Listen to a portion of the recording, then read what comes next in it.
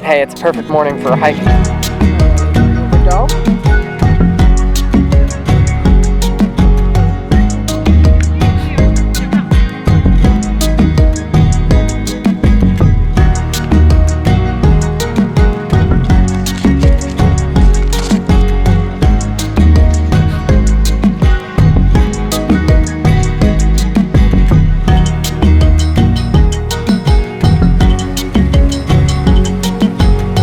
Now downstream from Hemlock Island. Our takeout point should just be right down here. So this is pretty much the end for today's adventure. Otherwise, we're headed back to the camper and we're probably going to be cooking up something good for our dinner up there, so we'll show you that.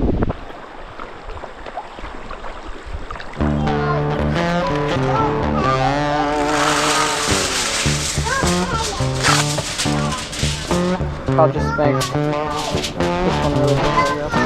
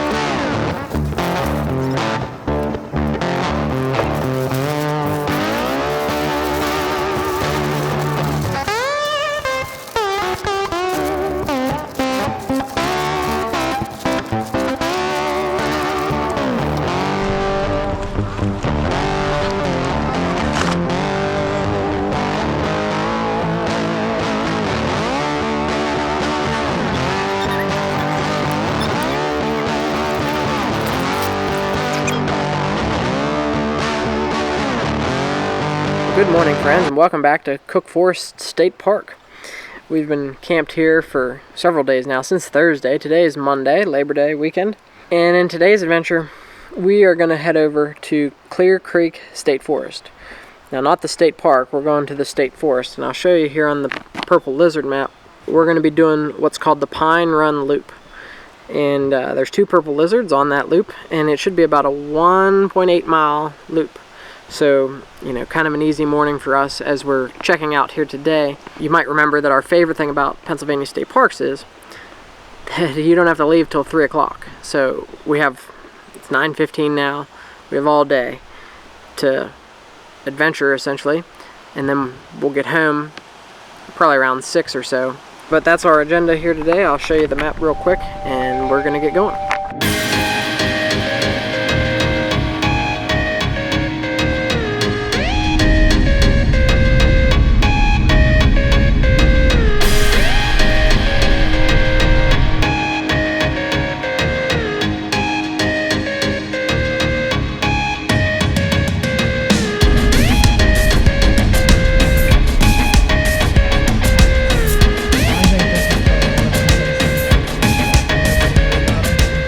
Well, my friends, we have made it to the Pine Run Loop trailhead.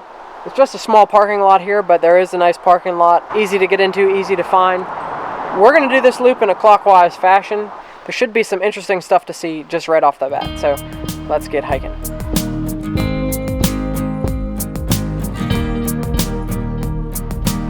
So the beginnings of this hike is all in this pine forest, and I imagine that's why they call it the Pine Run Loop. It's a beautiful forest. Very dense, thick, it's very cool up here on the mountain. Hey, it's a perfect morning for a hike. Now, today is a cool day just in general. I don't think it matters where you're at, but, you know, here specifically. Very cool because of the shade of these trees. It's a pretty rugged trail. It's got some of these yellow blazes here, so well blazed, shouldn't get lost. There are maps at the trailhead, and there's bridges and stuff over some of the swampy stuff, so yeah, I mean, it seems like a well-maintained trail, too.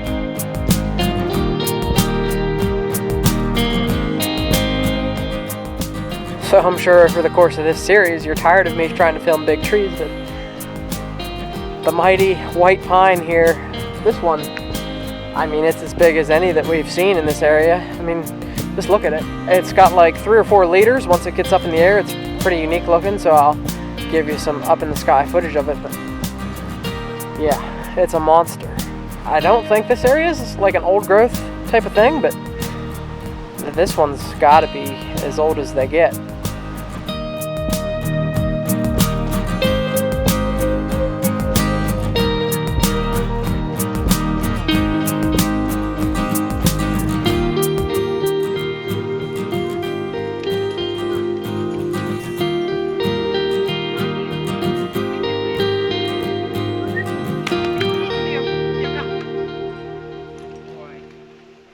So yeah, I mean, we haven't even got to the good parts of the trail yet, so let's keep walking to see what's next. If it's something better than what we're seeing already, it ought to be amazing.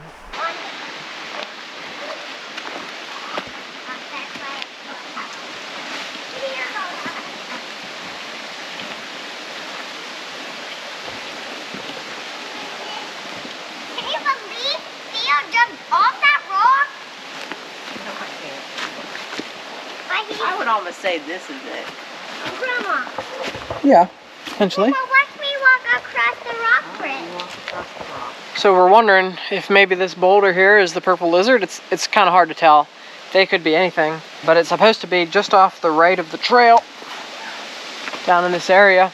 And this is a pretty neat, big old moss-covered boulder here in the woods, and this whole like area here is just really unique. So it's got a bunch of stuff growing on top of it. Always find that interesting.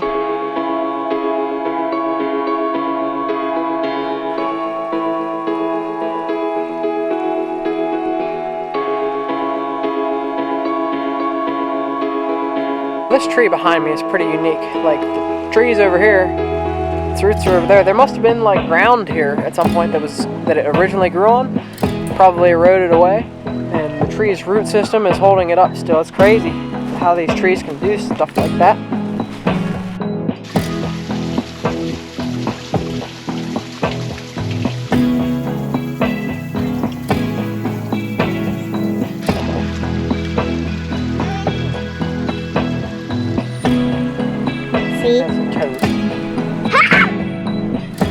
Sarah found a toad on the trail and was able to capture it, so that's pretty fun. Always good to get the kids involved in like nature and things like that. And you know, we just kind of let them go on the trail and pave their own path and learn as they go with things that they enjoy. This here is just a really unique area with this little stream here coming through all these big boulders and some very old trees. I mean, there's a lot of hemlock in the area, white pine, and some really big ones. It's crazy. After spending several days in Cook's Forest, I really wasn't planning on coming here looking for big trees. Of course, I don't really know what's on this trail, other than it looks interesting. So, and some of those experiences are always the best when you really don't know what to expect. You're just out in the woods looking for stuff. So Pine Run over here on my left just kind of descends through all this boulder rhododendron mania, is what we'll call it, and it's really quite beautiful. If you look all around me over there, I'll try to get a view without me in it so the camera can focus out that way, but some nice little cascades and things like that. This is a beautiful forest, no doubt about that. Big trees all over the place. You can only film so many of those, but this is something different for us, for this trip anyway.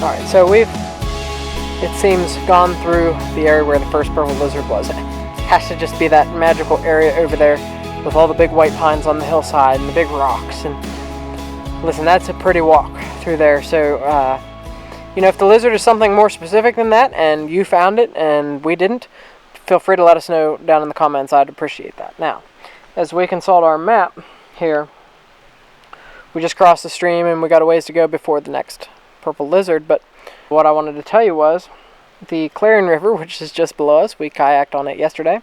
The original Native American term for it, Gawunch-Hain, if I'm pronouncing that even close to correctly, Gawunch-Hain, Hanne, and that means briar stream. We found out from our tour guide at Cook Forest that the other name that the early Americans first called it was the Black River, or the Black Stream, and because of the tannin from the forests like these. So Pine Run here will flow down into the Clarion River just down there, and coming through these hemlock and white pine forests, the trees releasing the tannins into the soil. It creates a dark colored stream. So we're going to be leaving Pine Run permanently, and the next lizard ought to be up on the plateau, so ought to be an interesting sight to see when we get up to the plateau from here. I think we got some elevation to gain. You stay up there, okay.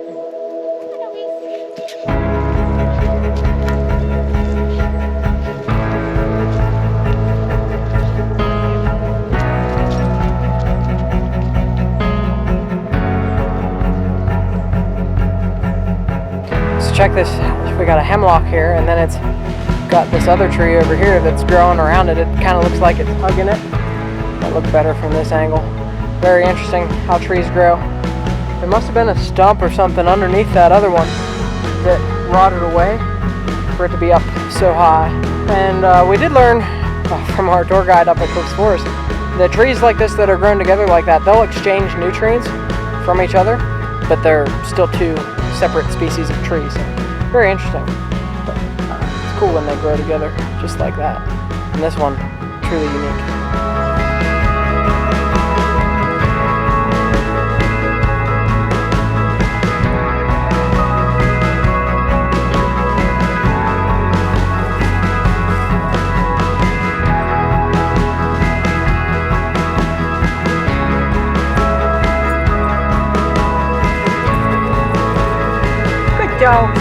Good dog. He's a good dog. He's a good dog. Yeah. That's a good dog. That's a good dog. So there hasn't been a whole lot to see since we left Pine Run. We're just kind of walking through a forest like what you see around me. But while this is, I don't think this is old growth, but it's certainly still some really big trees. This is a nice red oak specimen here. And a black cherry just back there. If you remember from, I guess it was like the spring of last year, we were up in this region. And you notice more when you're in the Allegheny National Forest area that it's like black cherry everywhere. And like in south central PA where we're from, you don't see that as much. So that's just one of the things I've noticed. The more and more we're up in this region, that the one of the predominant species is black cherry. They're pretty prone to disease, so they don't live very long. Some of these around here are pretty substantial trees. Yeah, it's a nice walk in the woods. There's still, like I said, is something to see up on this plateau. We just got to get there. We have reached the intersection now of the plateau trail, which is that way, which is the way we're going to go, because it sounds like the lizard's on top of the hill. And this is the Pine Run trail that goes over this way. I'm going to walk over here real fast because I want to show you this. I'm not certain if this is going to actually be the lizard or what's the story here and what the plateau trail does in relationship to all this. Now you can do like a 1 mile loop if you take the Pine Run trail and then the plateau trail and just do that. So you miss a lot of the scenery though down on Pine Run. But hopefully you can see all the rocks and caves and crevices and stuff here. I imagine would be a fun time to like explore with the kids and things. We're on a bit of a time crunch though because it's already almost noon and we want to be back to the camper by like 1:30 to pack up and leave. But, you know, that's life, right? We wanted to do this the other day and it's pouring down rain, so we couldn't. But we're here now, and I'm enjoying it, and so I want to show you the beautiful landscape around me.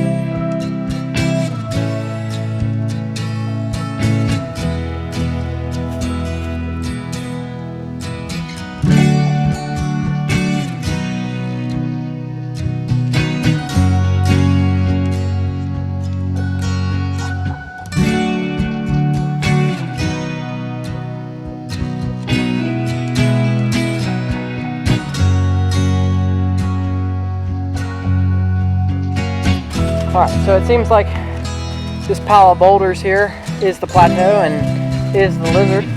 Check this out. All these little trees up here are growing on top of, like, I don't know, couldn't be more than 6 inches of soil. And it could support something big like that. It's a hemlock, I believe. Yeah, this beautiful forest here. This would be a fun place even to just come and hang out and have lunch or something. Alright, so now we are in a dense hemlock grove, which is pretty neat. I was expecting like some sort of open landscape up here on the plateau. That does not seem to be the case here, but it's cool nonetheless. Now you got all these young trees growing, and then what do we have here?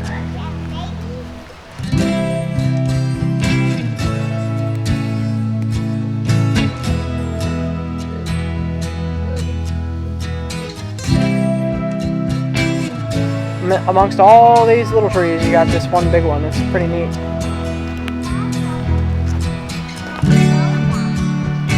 And I believe that's a white pine.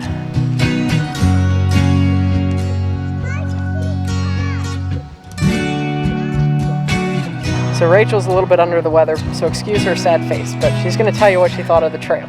This was a really nice trail. It was really peaceful once you got away from the children. Which I was in front with the dogs most of the time, so it was really quiet. And I think there might have been a bear, because the dogs both stopped in the middle of the trail, stared off to the side, and then turned tail and ran. Well, and there was bear poop, like, right after that, so we do think it was a bear, but we didn't get to see it, unfortunately. No, didn't get to see it. They're real protective, though. But it's a nice trail.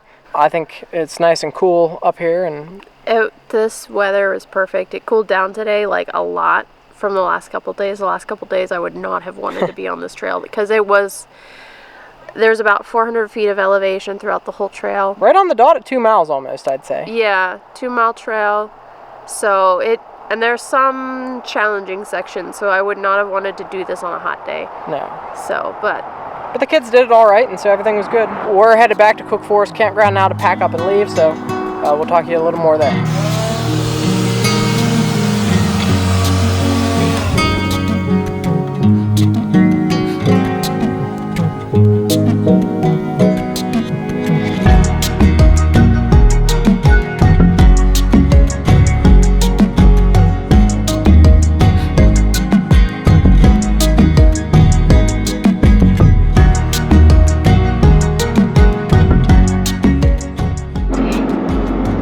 So we are on our way home from Cook Forest State Park. We just navigated our way through the goofy little town of Phillipsburg, Pennsylvania.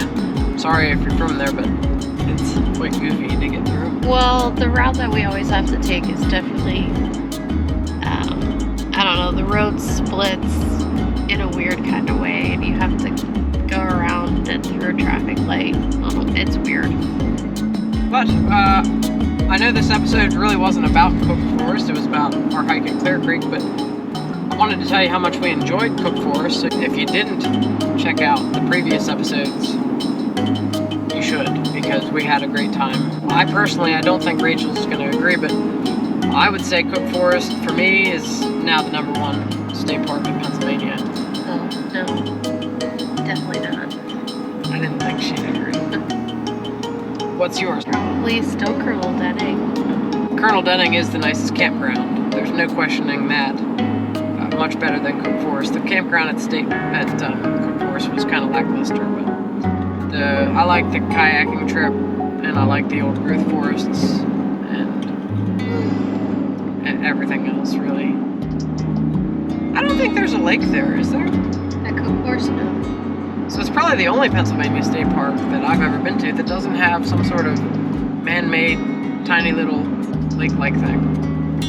Next week, we're headed back to West Virginia, and I know we've spent an incredible amount of time in West Virginia on this channel, but we really enjoy it every time we're down there. We're headed back to Scenic Railroad, which is my favorite place on earth, pretty much, and we've got a very special excursion planned for you, so be sure to tune in, subscribe, and all that stuff. We'll see you next Thursday.